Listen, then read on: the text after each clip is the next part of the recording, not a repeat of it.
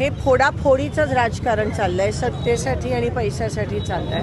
आज TET आणि नीटच्या paper फुटीच्या विरोधात आम्ही मशाल रॅली काढल्या आणि महाराष्ट्र हे एक पुरोगामी विचाराचं राज्य आहे।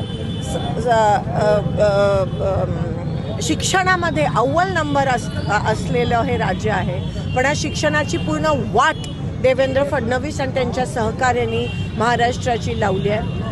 नीट देखील पेपर फुटी ही कोणत्याही मंत्र्याच्या सहमतीशिवाय शक्य नाही आहे। नीटचे जे अरेस्ट होत आहेत ते लोक 100% दोषी आहेत, पण ह्याचा सूत्रधार जो आहे तो मंत्रालयात आणि वर दिल्लीमध्ये बसला आहे, ते मात्र अजूनही मोकळे फिरत आहेत। एकही राजीनामा नाही, खंत व्यक्ती केली जात नाही आहे। उलट मोदीजी जाऊन कासवासोबत परराज्यामध्ये आहेत, पण आपल्या राज्यामध्ये जी परिस्थिती उद्भवत आहे, विद्यार्थी आत्महत्या करतायत या ठिकाणी। शिक्षक जे आहेत, शिक्षक ज्यांनी एवढं त्यांचं आयुष्य दिलं आहे, त्यांना खरं तर हे TETच्या विरोधात अपील करायला पाहिजे होतं महाराष्ट्र सरकारने।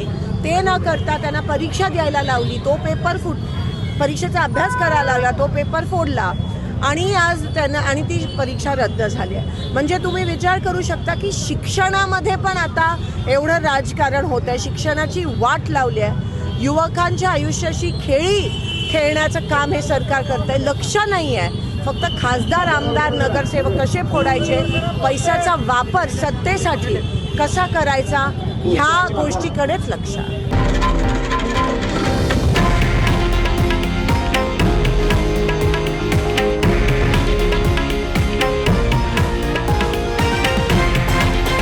हे आहे देशातील नंबर 1 न्यूज नेटवर्क आणि आपण पाहत आहात TV9 मराठी, एकमेव।